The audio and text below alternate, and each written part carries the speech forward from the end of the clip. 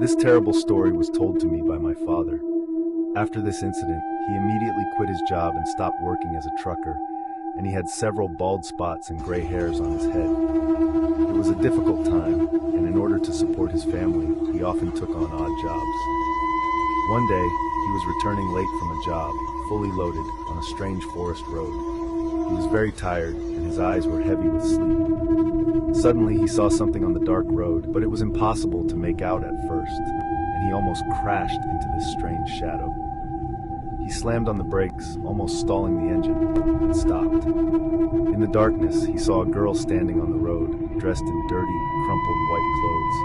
He wondered what she was doing there so late at night, all alone. The nearest town was about 10 kilometers away. He was a kind-hearted man, and he immediately offered to give her a ride. After all, bears and hungry packs of wolves roamed these parts. She turned out to be a very beautiful girl, but despite all of his father's attempts to talk to her, she remained silent, and her eyes were constantly closed. To break the awkward silence, he pulled out a cassette of his favorite song, but unfortunately, he tripped over a bump and dropped the cassette, reaching for it in the legs of his new acquaintance.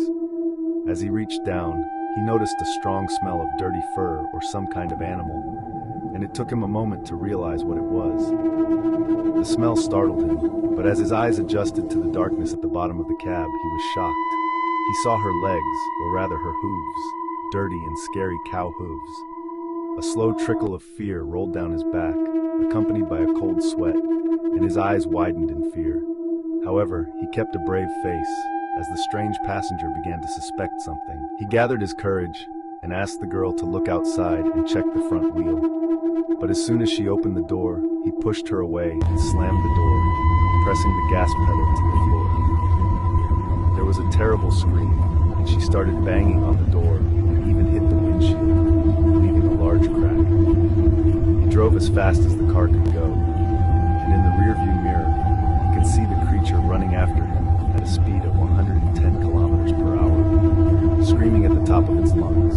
The creature followed him all the way to the end of the forest, but when it heard the dogs barking in the approaching village, it retreated.